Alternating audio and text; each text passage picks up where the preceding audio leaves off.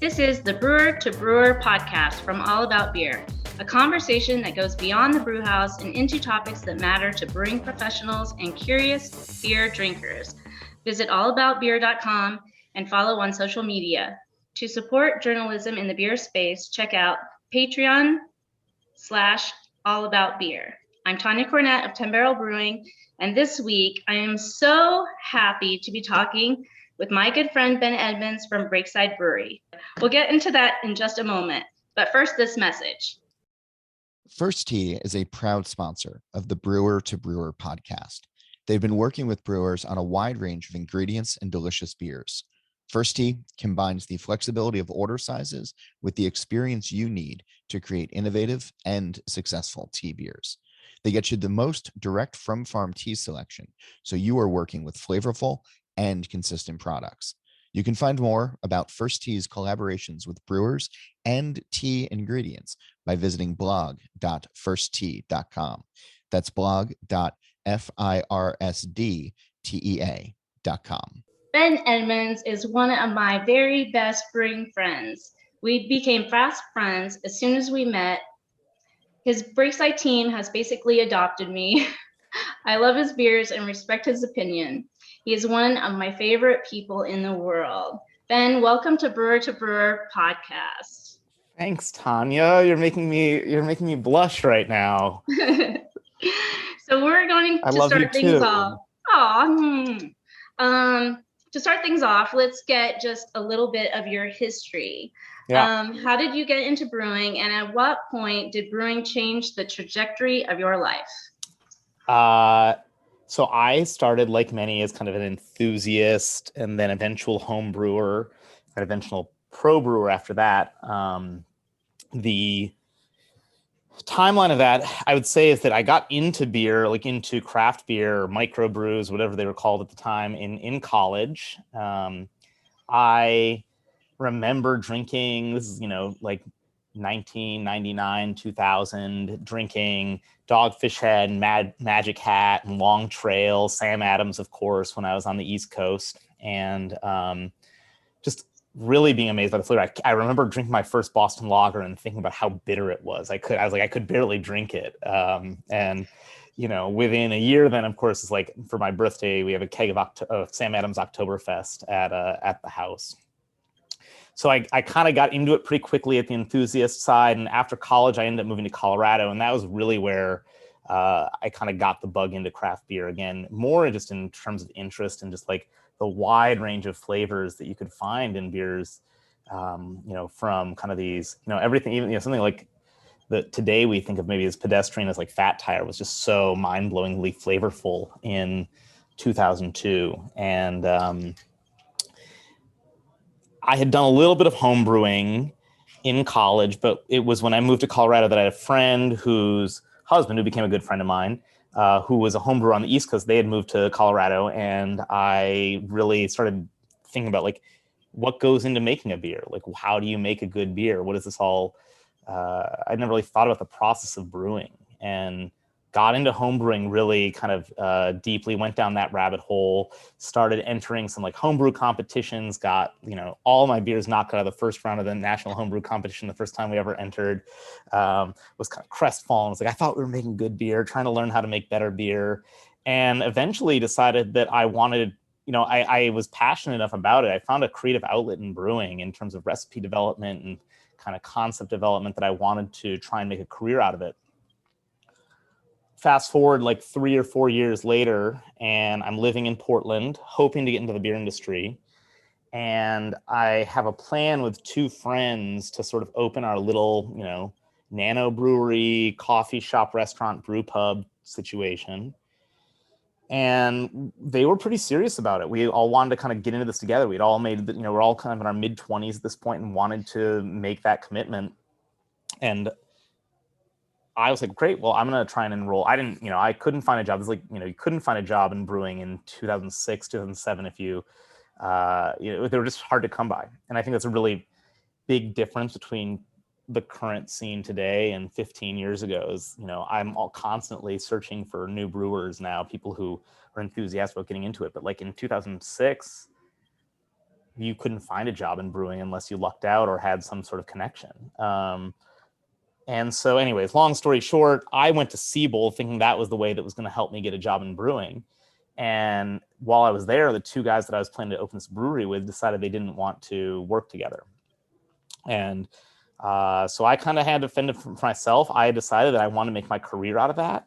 I had that moment when I was at Siebel, probably in the first week, where I saw like this kind of career open before me and said, yes, these are the people, like-minded people who I want to be in the same kind of profession as. And I had that vision for what I wanted my career to be. And got back to Portland, eventually got my first brewing job over at Upright Brewing. And yeah, that was my foot in the door into the professional brewing industry. And, 15 years later, here we are. And so from there, you were just hooked. I was Nothing hooked. could change that. I was hooked before then. And then, by the time I met the guys who were opening Breakside, which was a couple, a year or so after that, about a year after that, it was a really fortuitous opportunity to open this little brew pub. And I was like, great. Yeah. Do a 3-barrel system in the basement of like a little corner pub, be like kind of have carte blanche to do whatever I want. That sounded awesome. Didn't really ever think about it like growing into a larger brewery or regional brewery. And, I guess I've just kind of held on for the ride since we opened 12 years ago. It has been quite a ride for you. It's no secret that I love to brew. It's going to be a sad day when physically I can no longer do it. Yeah. I feel ownership when my hands have touched the beer throughout the process. As you have become busier with Breakside, your time in the brew house has undoubtedly decreased. How has it been to step away but still feel connection with the beer? I really admire, one thing I love so much about you, Tonya, and admiring other brewers who are veterans is the commitment to having your hands on the beer. Every beer. I mean, you've said that before. If you don't touch that beer, you feel like it's not yours in some way. And Steve Luke is a good example of this over at Cloudburst, another good friend. I mean, he built that brewery because he wants to make the beer, physically make the beer. For me, I guess I love making beer if I can be in the brew house, which happens very rarely. I love doing that. I still love it, but I've never been the kind of person or brewer who feels like I need to have that touch. So I'm okay being the kind of the conductor of the orchestra, as it were, and if that means going without brewing for months on end, so be it. I'd rather not brew and not then so that I don't have to answer 100 emails at the end of the day after I've brewed. But I think that there's for me, the passion of brewing, the creative outlets, the intellectual side of it, the things that really drive me in brewing can be a little bit divorced from the day-to-day operations side. And I think that's actually been an asset to make me a better manager of a larger brewery. You know what I mean? Oh, absolutely. I definitely see that. And it's probably where I will eventually head.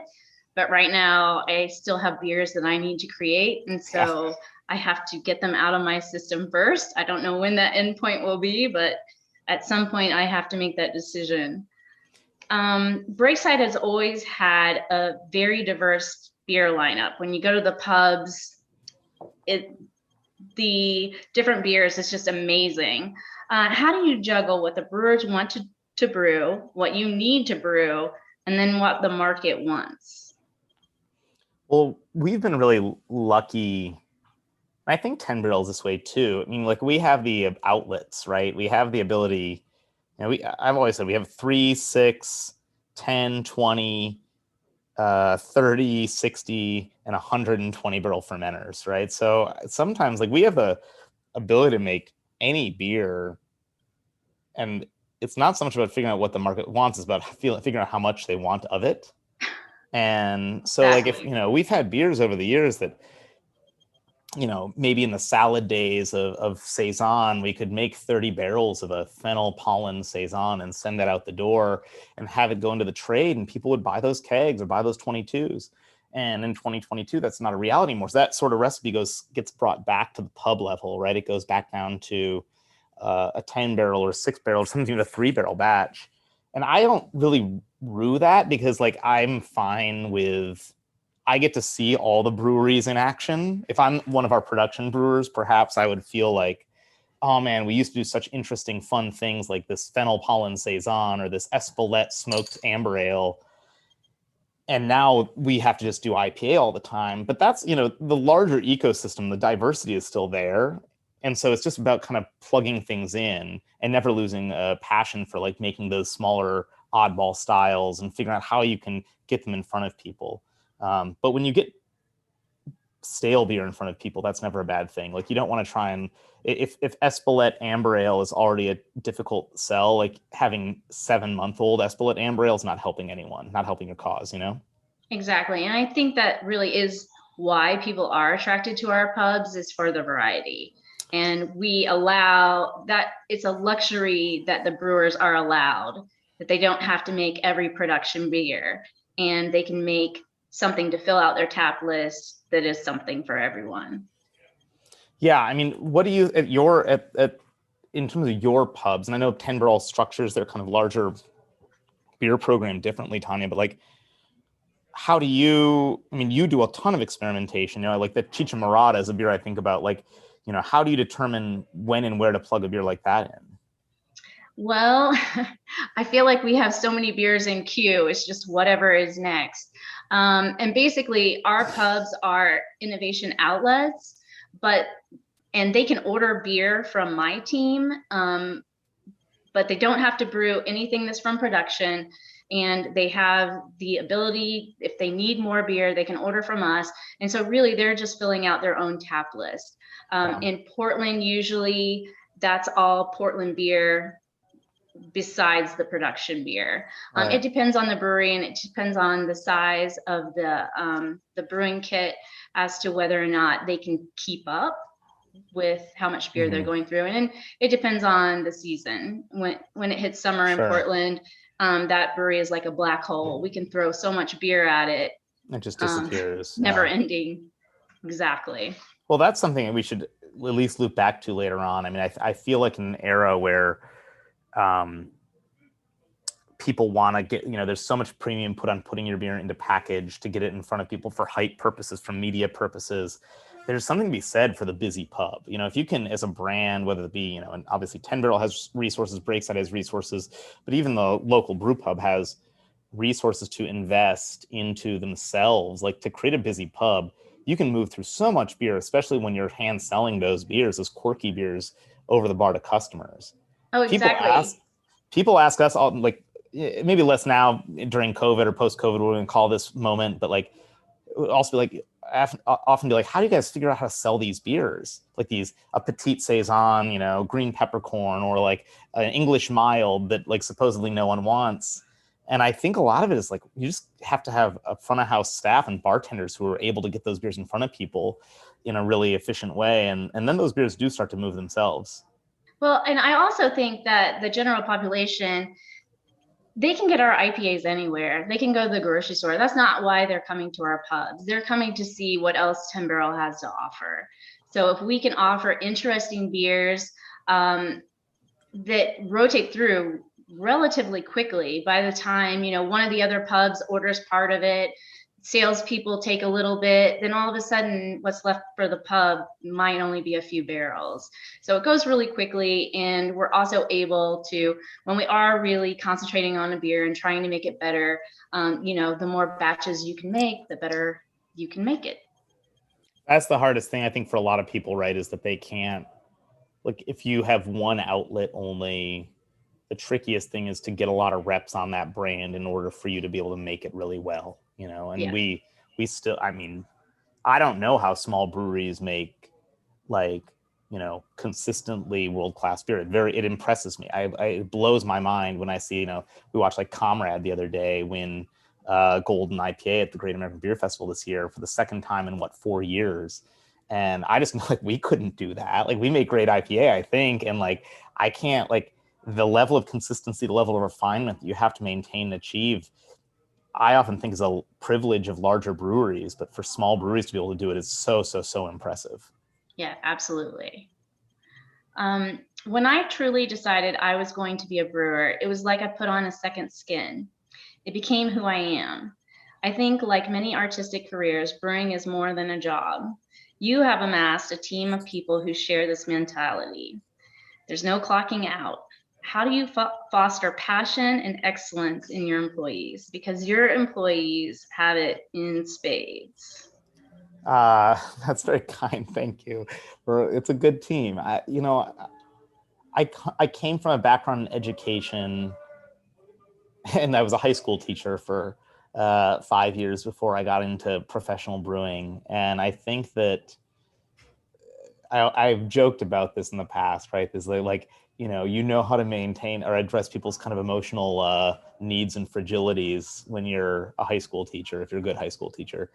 And I honestly just think that I translate that to our kind of HR side and hiring side and training. And then once you have the right people on the bus, once you get a few good eggs on the team, it just spirals from there.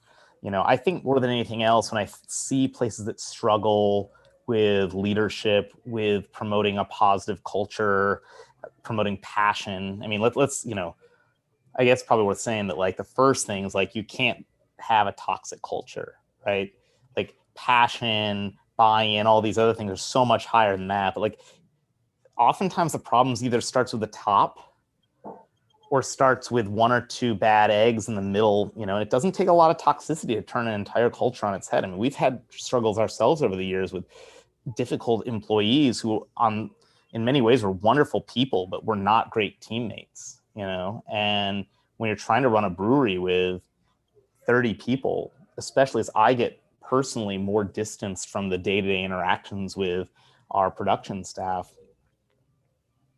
they're going to be influenced by the people who are side by side, shoulder to shoulder with them, more than they're going to be influenced by kind of the people who are in charge. And so you have to have top to bottom just people who are really have a lot of integrity and who are committed. And having a low tolerance for toxicity is maybe the way that we've gotten there a little bit. And I think then that helps feed itself. You get people who understand that like this is a good company.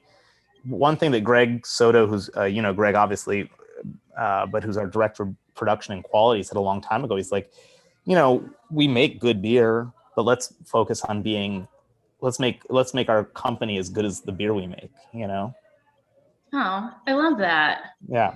And, I think production brewing is really hard. I could not be a production brewer.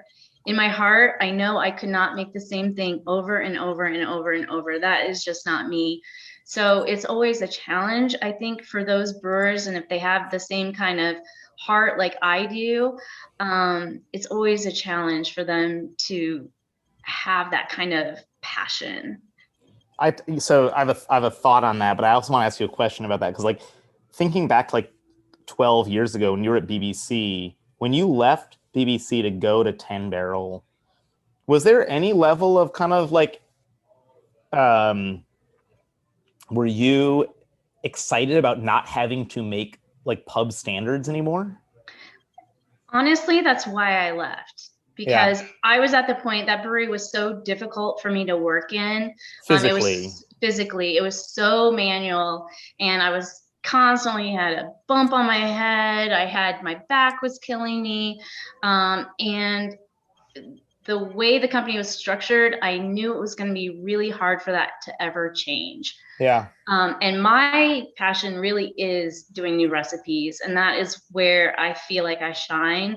So making the same thing over and over and over, to me, was just the break I needed while I was preparing to make something new. Gotcha. Whereas now there is no break. It's just constantly something new, which in itself is another challenge. Yeah, I don't think you've ever, like, I've never asked you that before. Like, we've never talked about like why, like what leaving BBC, like what the appeal. I mean, I can understand some of the appeal from kind of like secondary things of going to 10 Barrel back then. But yeah, the idea of like, oh, like maybe part of it was just the creative outlet was going to be so much greater. The platform was going to be so much more freeing. Really, that was the only reason. It was because I loved Ben Brewing Company. I loved the people. I'm still really good friends with the people that I worked with. They're some of my best friends and biggest supporters. But really, just just knowing that I was going to lead the innovation, and for a long time it was just me, an innovation team of one, but I knew that a team would eventually be put together. It took about 4 years, but it did finally happen. Yeah.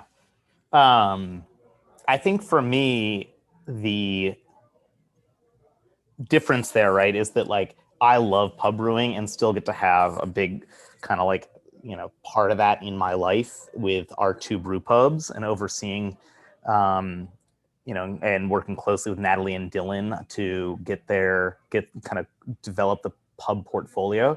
But I love the challenge and the thrill of like chasing a perfect core brand. Like to me, trying to maintain Breakside IPA, maintain Wanderlust, like how do you take a beer that's like you developed in 2010 or 11 that like in so many ways, like it's a beer of that time, right? It was meant to be a beer of that time. It was a reflection of the time.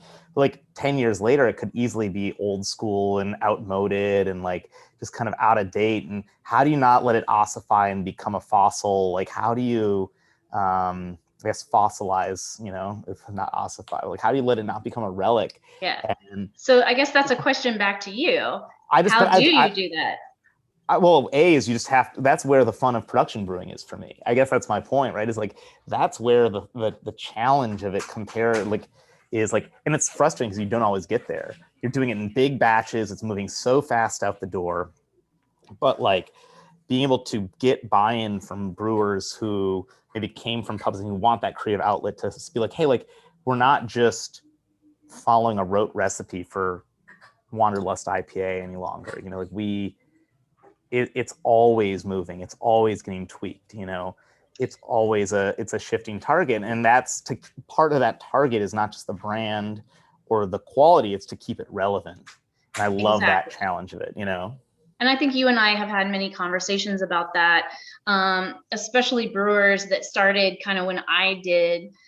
There are so many out there that they kind of stopped doing anything once they got their winning recipes, or like they just thought that core brands were set in stone. And I feel like you constantly have to evolve those. I can't stop fiddling with any recipe. So of course, that's what I like to do. But I think it's really important. I think if you're not evolving, you're just spinning your wheels and dying as a brand. And you're the bar, like the high water standard, the high water mark of that pursuit, because I think a lot of people say they get an award, they get a good recipe, then you say they get an award-winning recipe, and like, until Tonya Cornett has the gold medal winning recipe multiple times over, it's you're not satisfied. You're never set in stone. And then when you get there, you're like, okay, I'm over it. I'm done. It's like it's exactly. Like on to the next. Chris Cooper in Adaptation. Do you ever see that movie? From early aughts? Yeah, it's very much like that. He's so passionate and so driven to something, and then he gets to where he wants to be. It's like, one day I just walk away. Exactly. And I think brewing might be that for me. When I retire, I'm just going to walk away. Just mic drop, out. I will miss you very much when that happens, but I can respect that. I do think that there's also this idea, this misconception that somehow production brewing can't have that. Like, I think there's the assumption that people in smaller breweries have that flexibility, the ability to change hops, change recipes. Whereas, if you're a production brewer, you can't do that, So, but that's just simply untrue. I mean, if there's anything that we've learned, it's this a myth of the kind of like loyal customer, the customer who's so loyal that if you change Money Cat from one batch to the next, they're going to notice. I think that's just, I don't know where that really originates, but I'm certainly not an advocate for not being consistent. But I think when consistency becomes such a hindrance that it's like a straw man argument about why you shouldn't adapt or change, then it's really not doing anyone a good service. It really, and production brewers should heed that too. So yeah, I think that's a spirit of pub brewing or mid-sized brewing that we try and bring to our core brands at Breakside that has helped us over the years. Well, on that note, we're going to take a short break for this message and then come right back for more of this conversation with Ben Edmunds of Breakside Brewing. First Tea is a proud sponsor of the Brewer to Brewer podcast. They've been working with brewers on a wide range of ingredients and delicious beers. First Tea combines the flexibility of order sizes with the experience you need to create innovative and successful tea beers. They get you the most direct from farm tea selection, so you are working with flavorful and consistent products. You can find more about First Tea's collaborations with brewers and tea ingredients by visiting blog.firsttea.com. That's blog.firsdtea.com. Ben, welcome back to our conversation. I began entering competitions around 2004. It's the only way I felt I could get a level playing field. If you can't taste a beer was brewed by a woman, then maybe it wasn't. Winning catapulted my career in ways I couldn't have imagined. There's nothing like the feeling of your first medal. What was your first medal? My first medal was at GABF in 2011. We won a silver for our Irish Stout. That was your first ever, so not even like at NABA? That was the first competition we ever entered. Was GABF 2011, yeah. When I lived in Colorado, I had been to GABF in, I guess, probably 4 years or so, 2005, 6, 7, 8, something like that.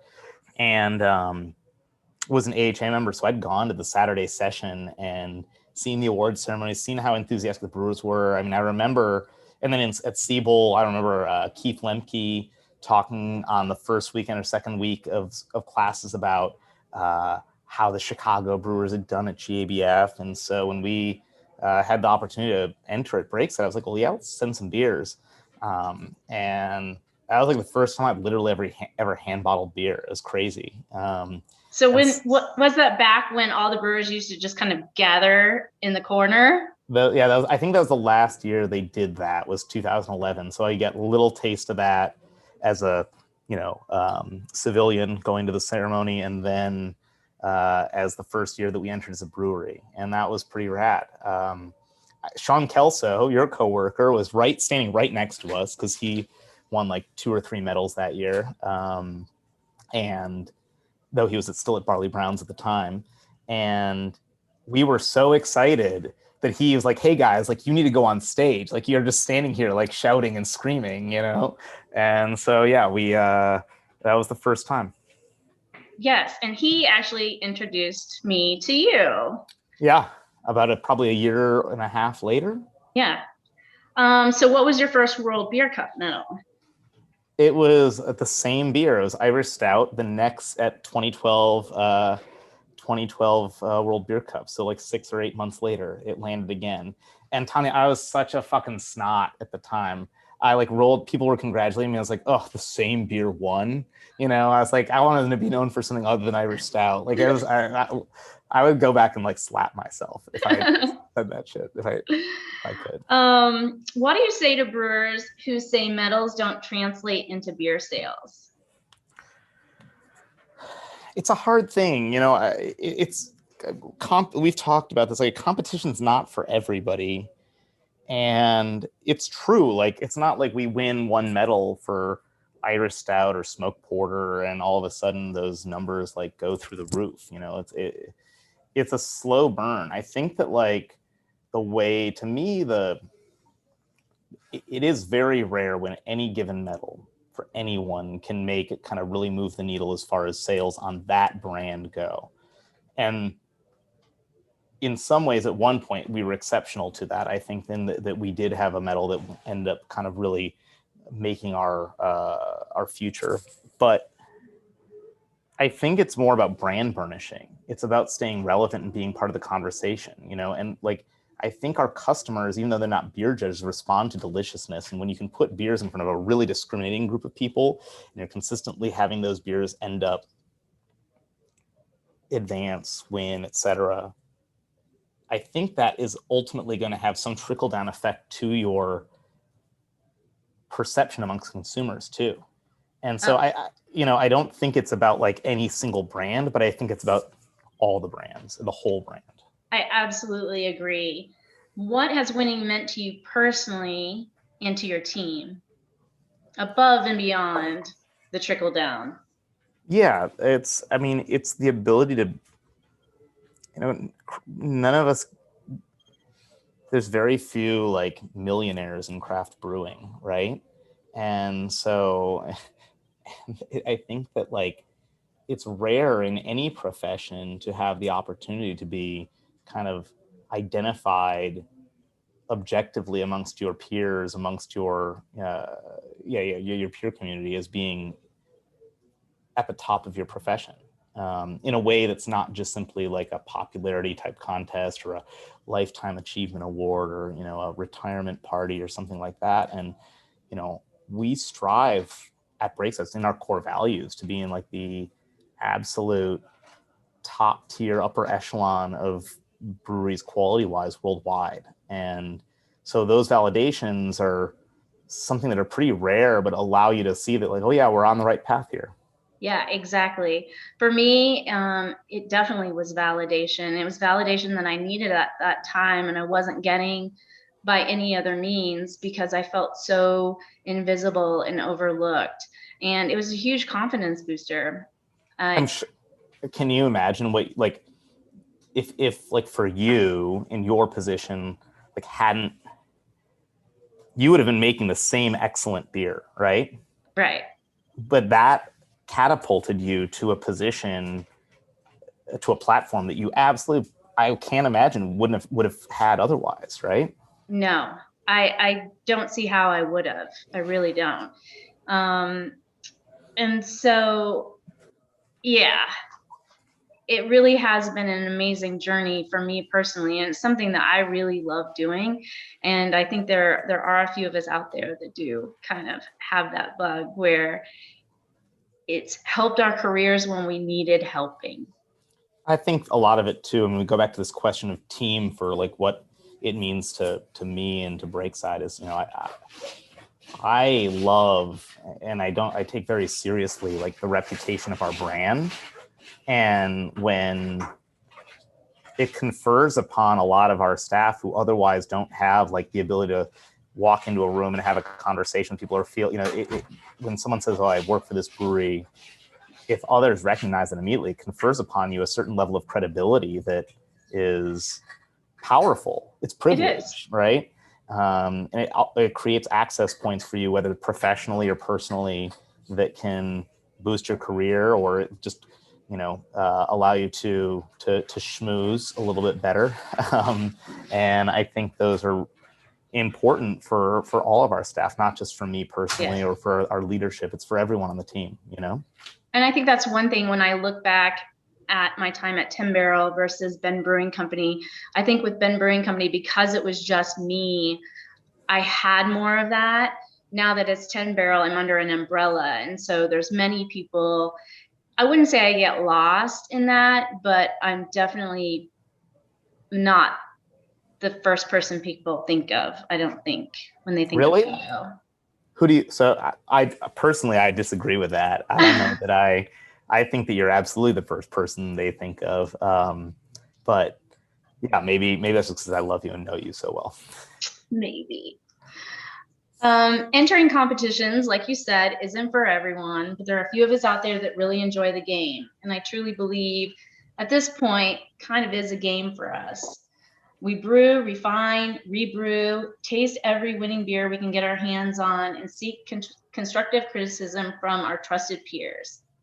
There's a lot of preparation that goes into being a consistent winner. I was once at one of the talks at CBC, and one of the guys said, you have to prepare to be a winner.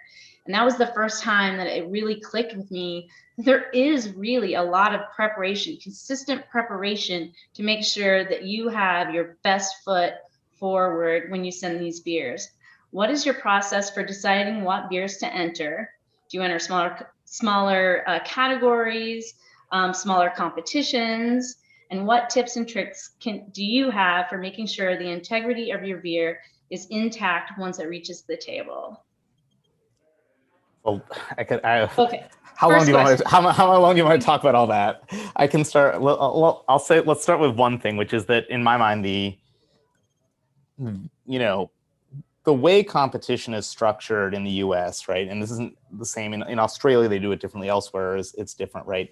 But to answer the question about like the mentality, the competitive mentality about it, and again, to me, this is always reflected in how I think about our positioning in the marketplace. Like, I never just think about competition as a thing for its own sake. It's always about what that means for how your beer looks to a consumer as well.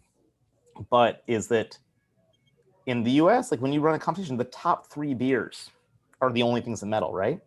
Mm-hmm. 435, 425 IPAs, right? But only 3 get recognition. There's going to be 25, 45, 100 excellent beers in that field, right? And so when I think about it, I'm like, man, I have to go up against Tonya Cornett. I have to go up against Sean Kelso. I have to go up against the Sun River crew, the Freem crew. And this is just, I'm naming Oregon people right now only, right? Like, add in California, add in Colorado, add in, I guess the East Coast makes okay beer, but they don't really tend to participate in these sorts of things because, that's another podcast. But like the number of people you have to kind of go up against, you're really being asked to be like, can I stand up against the absolute best people in my profession? And it's a thrilling challenge. For some people, they would say, I don't really care about that. But for me, that's like a huge mountain to climb and a challenge to face, But if you think you can just casually walk in and like walk away with a medal, I don't think you shouldn't be doing it that way, right? Well, it might happen once or twice. Yep. But to be a consistent winner, there's just so much that goes into it. Yeah. And who you're like, think about the people who you admire the most in your profession, who you like, can you outdo them? Can you match them? So that's like the first place we start. And then from like kind of in terms of like entering smaller competitions, yeah, that's important, right? It's like you wouldn't go and like run a marathon without having trained. To me, like entering these regional competitions is like spring training. You want to see how the beers you're making hold up against small groups in certain categories, etc. So yeah, it always amazes me. It's like, I think there's 1 or 2 breweries who I know who like really don't enter any competitions other than GABF or World Beer Cup, but they seem to do well. But I think for the most part, the people who you see succeed in these kind of smaller regional ones then do emerge, kind of manage to make their way through at the larger national kind of more prominent competitions too. And I think that's a good breeding ground, a good training ground. Absolutely. Ground, what do you want to call it? Yeah, and we enter a lot of the same small competitions. I'll talk about my favorite one later, but competitions can be very costly. It's not only the entry fee, which seems to be going up, it's the time spent on fitting the beers into the schedule, it's the day you spend labeling, it's the special packaging, not to mention the increasing shipping costs. At a time when the bottom line is more important than ever, what advice can you give brewers to convince reluctant owners to submit beers to competition? It's a great question. I mean, you have to view it as part of a larger quality program. It's about identifying whether or not your beer is as good or meeting the kind of criteria, like meeting the standards of the industry. I suppose that if you were a brewery who was entirely marketing based and said, we have such a good brand, such a good kind of like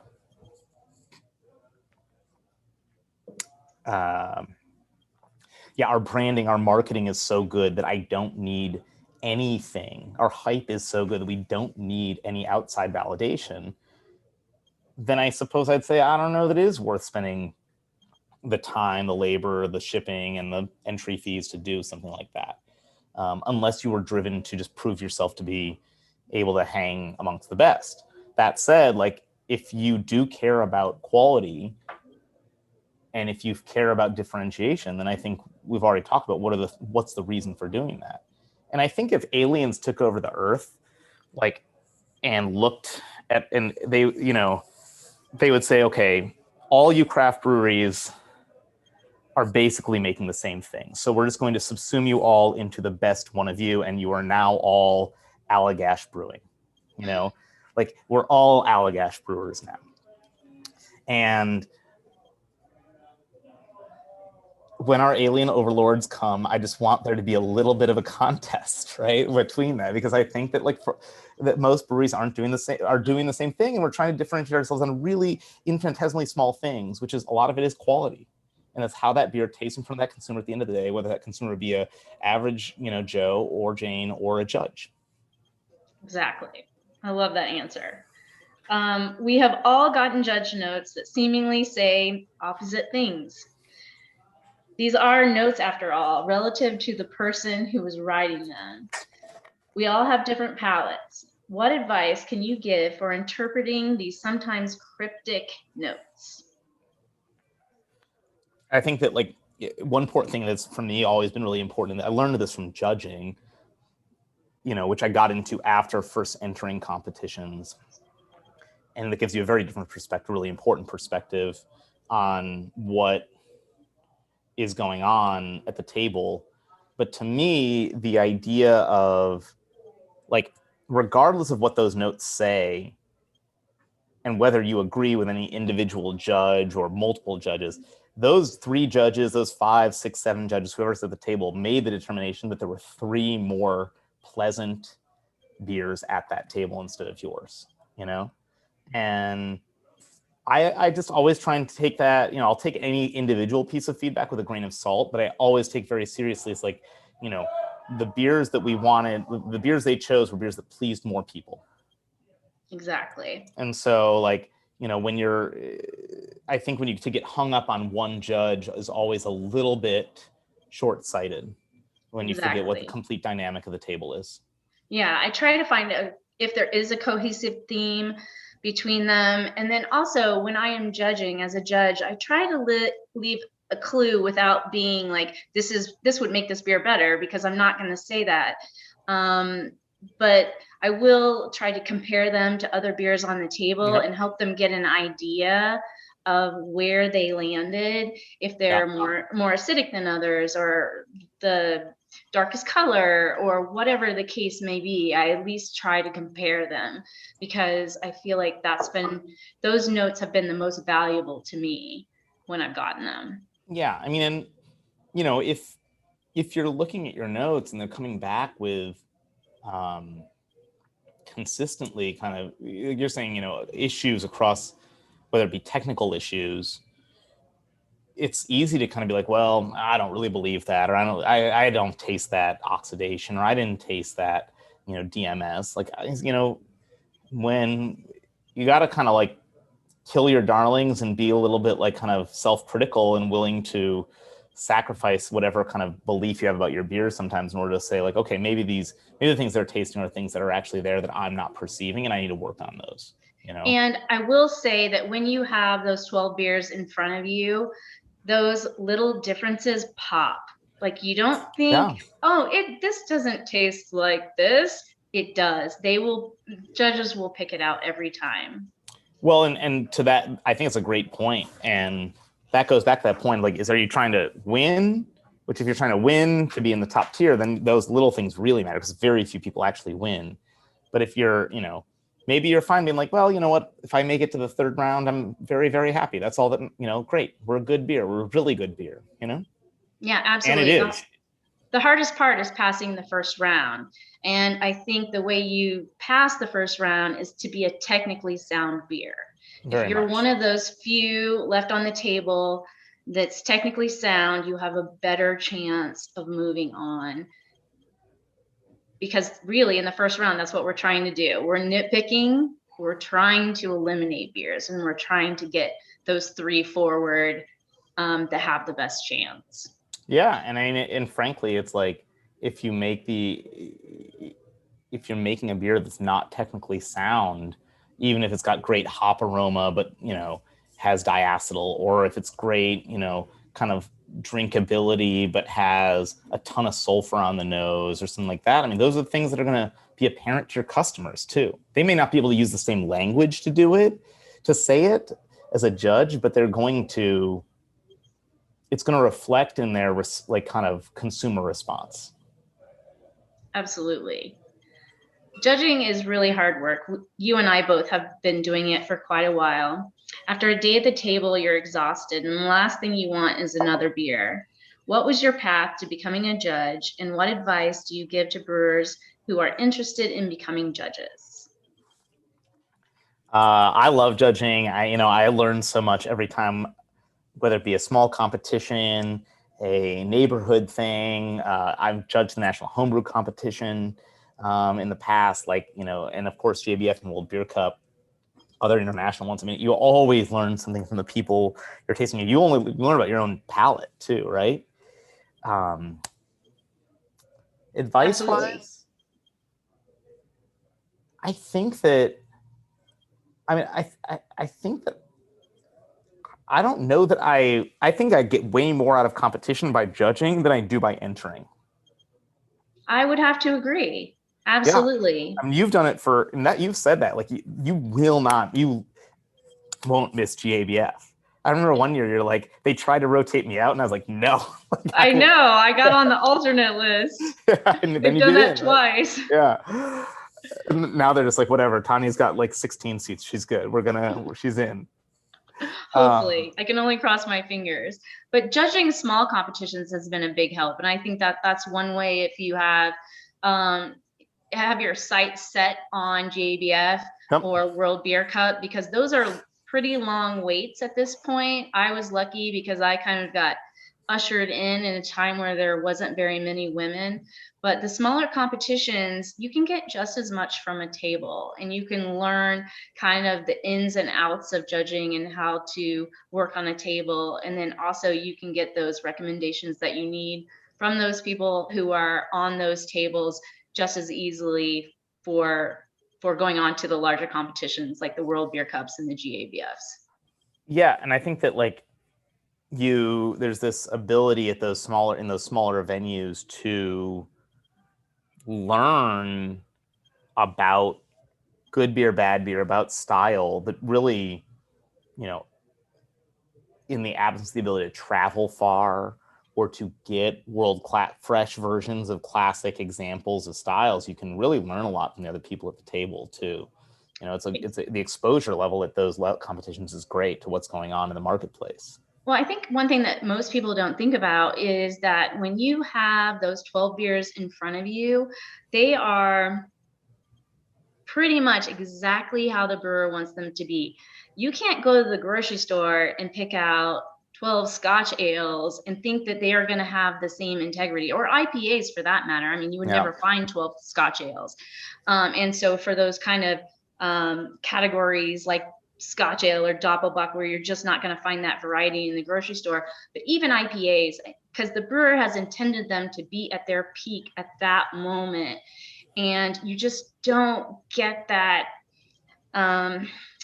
that kind of conversation about these beers any other way, because you're going to have oxidation, you're going to have lots of different, and age, you're going to have lots of different things if you go to the grocery store and buy them. You're just not going to be able to compare them any better than what you do judging. 100%. I mean, and it's also like, that's what, to your point, I mean, when do you get to have 12 Scotch ales in front of you? Whenever do you get that are current in the marketplace as the brewer intended? Yeah, and that is the style guidelines be damned. It's like, how roasty a robust porter is. Have 12 of them in competition, and then you're going to have a pretty good sense. If they all taste too roasty to you, I think you need to recalibrate what you think of as roast. That's the cool thing about getting to have these kind of blind panels, and that can be true not just in professional competition, but in lots of other settings where you can pull beers together. But to your point, I think, when it's systematically tied to a style of flight and like kind of a time period. You're not going to be, going to the grocery store and getting one sample that's really fresh and one that's 6 months old, and they may not be it's not really the same apples to apples comparison. Yeah, but it gives you it's incredibly edifying.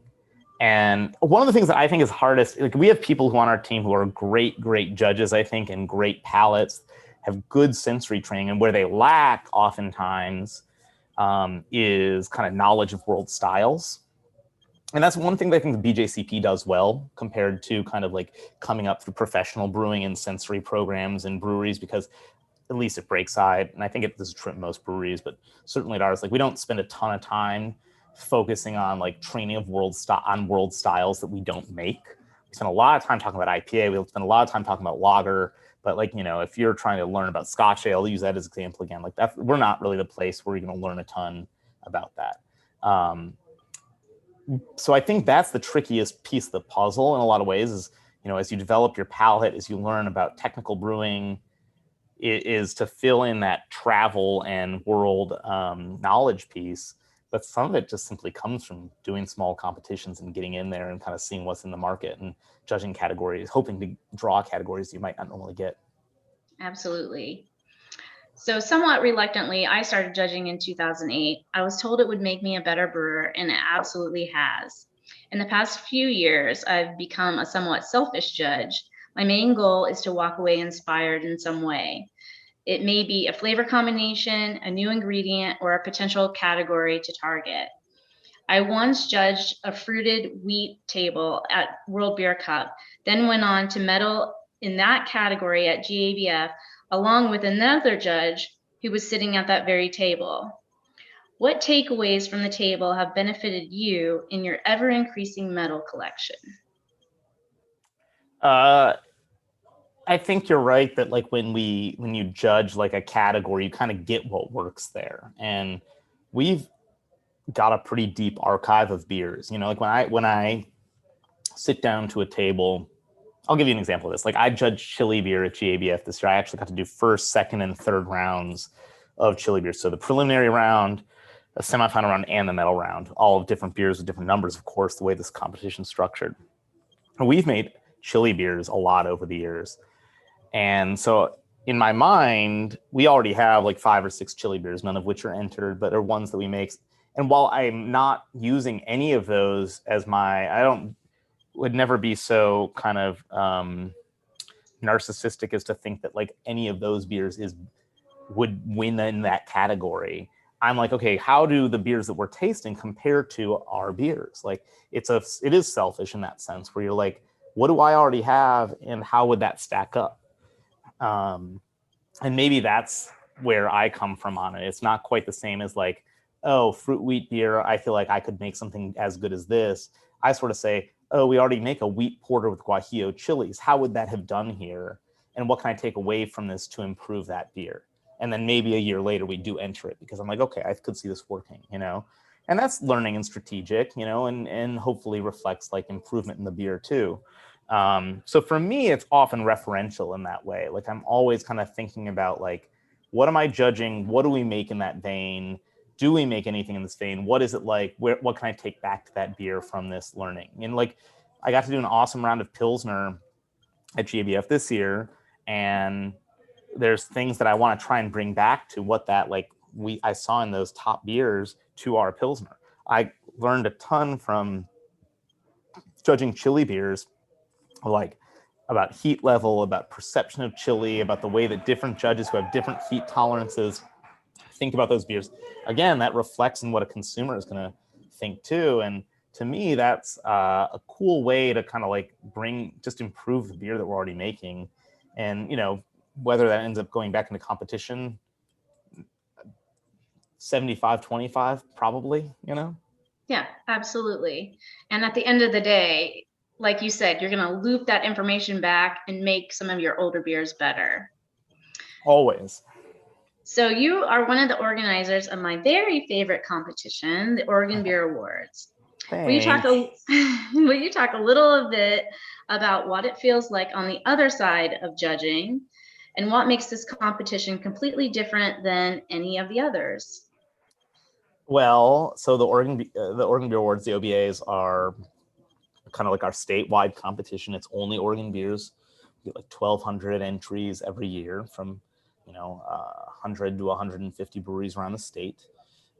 And yeah, we run it basically like a mini GABF, but the categories are much more kind of heterogeneous. They're more consolidated so that we keep the level of competition up.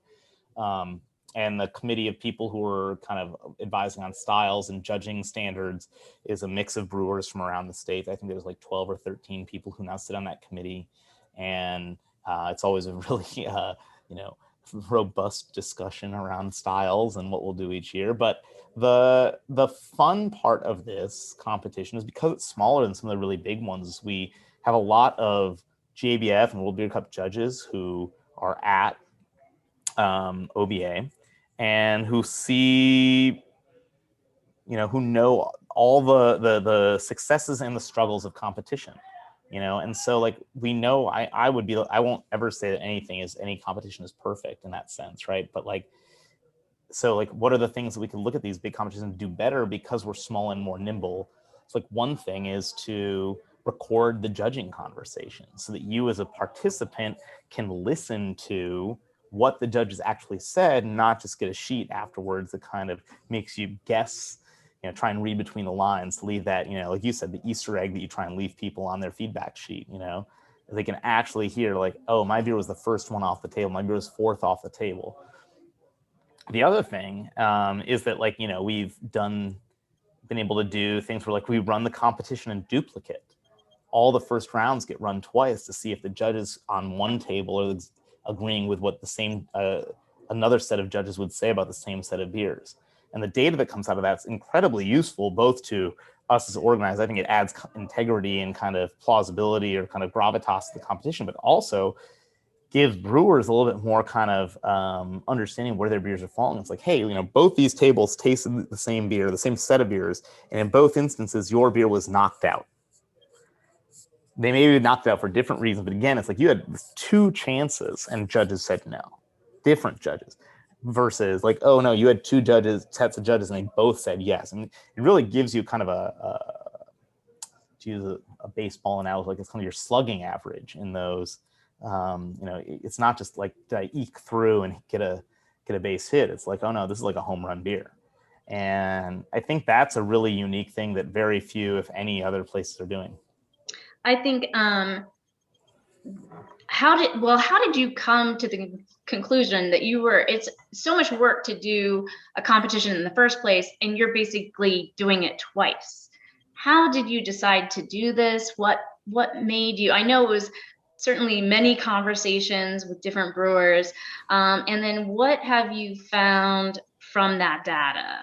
What's some of the hard statistics you found? Yeah, I mean, the conversations with our peers in the industry, across Oregon have been so valuable, because I think we have a clear-eyed view about, again, the kind of the positive attributes and the shortcomings of kind of blind tasting in that scenario.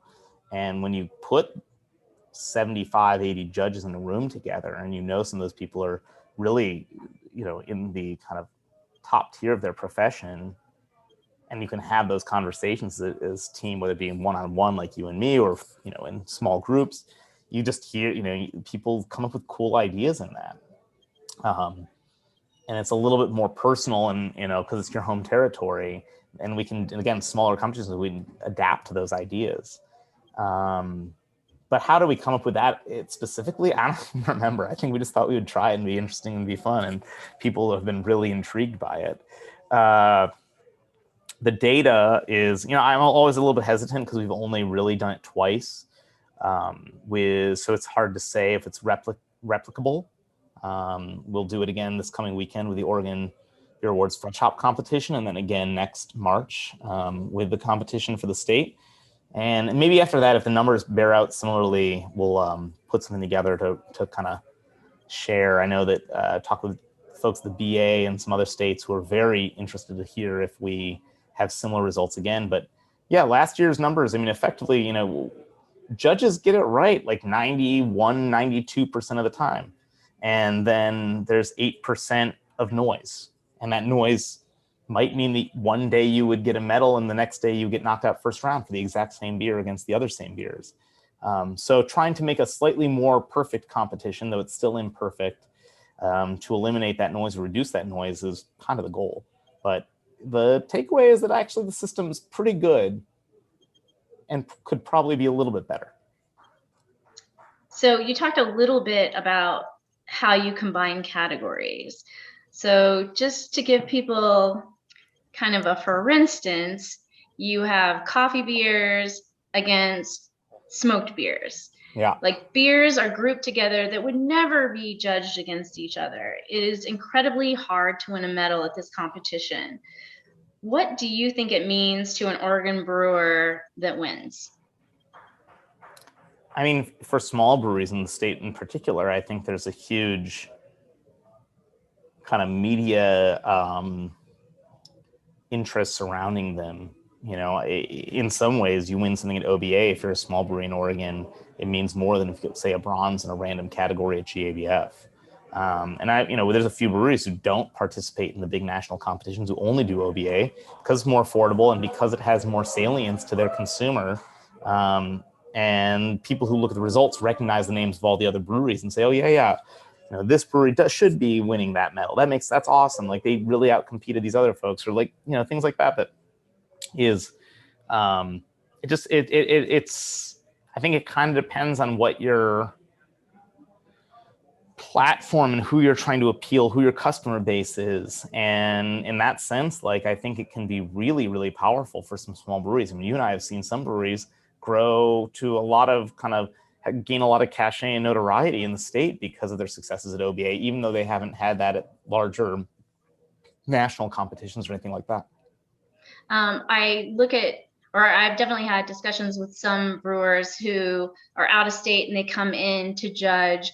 And I think they're very shocked and surprised at the caliber of beer that we're making in Oregon. And I think specifically in lagers, because we were ahead of the curve and we've been working on them for a while. Yeah, Oregon. So, I think it's hard. We're biased, right? Like, I don't know what the reputation of Oregon beer is outside of the Northwest. I wish I understood it better, but I think that like lager beer and mixed fermentation beer are two areas where the Northwest does not get a lot of attention. Oregon doesn't get a lot of attention, but there's like a very deep bench of very good brewers. Some of whom are specialists and some of whom are more generalists who just simply know how to do those beers really well. I think that like I could rattle off 5 or 7 great mixed ferm breweries in the Northwest, and they don't necessarily get a lot of hype outside of this region, but within it, the beers stand up really well, really well to scrutiny. Yeah, I think that's one thing that I've been a little jealous of are these states that have, they get a lot of press, people write about them, and it's like I go and taste these beers and I'm like, our beer is just as good, and you just don't hear that hype. And it's a little discouraging sometimes when I know the state is making really beautiful beer, but doesn't really get the exposure that other states do. Yeah, I mean, but for us, for example, we sell 90% of our beer in Oregon and Washington. I appreciate it when people in Colorado can be like, oh, you guys make great hoppy beer. I had your barrel-aged stout and it's awesome. Like, but it's just like, it's a drop in the bucket, I don't know. I think it's the hype question and the kind of reputational question is so interesting to me. But I do think that we as Northwest brewers maybe handicap ourselves slightly by selling a lot of beer to a small audience. Right. Absolutely. Yeah. I can see that. What's the population of California is like 10x that of Oregon. Right. That's a lot more people to hype you up. No doubt. So I know we're kind of running a little long on time, so I'm gonna fast forward to this last question. Ashley also asked this of me, and I think it's a really important question. There have been several times you have personally witnessed other brewers either dismissing me or not acknowledging me at all. What does diversity and inclusion look like at Breakside, and how would you like it to look in the industry? It is an incredibly important question. I mean, thinking about what you said earlier about why you first started entering competition, about the idea is like, well, if no one knows it's made by a woman, maybe that won't play into how they perceive the beer. And, like I think that it comes from both this, it's an interesting like double side race. Like you want what you're talking about there, in my opinion, with like, it's completely blind in some ways, where like you can be, you are esteemed entirely on the quality of what you do, and there's no preconceived notion about what you can or can't do. On the other hand, is like diversity, the whole to me, like a lot of the emphasis on DEI is to talk about DEI, right? So talk about diversity, to put it out there, and to try and remind people that it's important, and for us, it's like it's an ongoing project to balance those two prerogatives, like performance and the need to be more diverse. And as a person whose form of minority is not obvious to most people, as a straight acting gay man, like I can pass very easily in this industry. And I don't have to, if I don't want to engage, if I can go on merit, quote unquote, without any of those preconceived notions. But at the same time, for myself, my staff, and our entire kind of ethos here, it's really important to acknowledge our forms of privilege and our forms of underprivilege, and learn how to, share that with our customers in ways that makes people be more connected to the beer. Does that, what do you think? Yeah, absolutely. And so looking at the industry as a whole, what would you like to see from the industry? I would like to see, well, first, I would like to see an end to toxicity, right? I mean, I think that's number one. Again, it's like a pretty low baseline. It's like kind of a standard. It's not really a goal. It should be a given, but unfortunately it's not, right? Right. And that is the perfect place to start. Yeah, I mean, it's like, it's hard to talk about goals when you're not even able to get through the like really basic shit.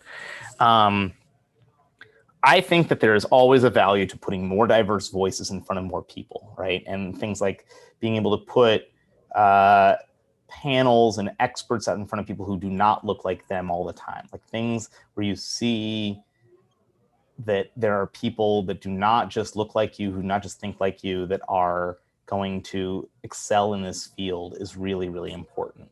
And a lot of that is just intentional representation. It's finding those advocates, those people who can be kind of the representatives.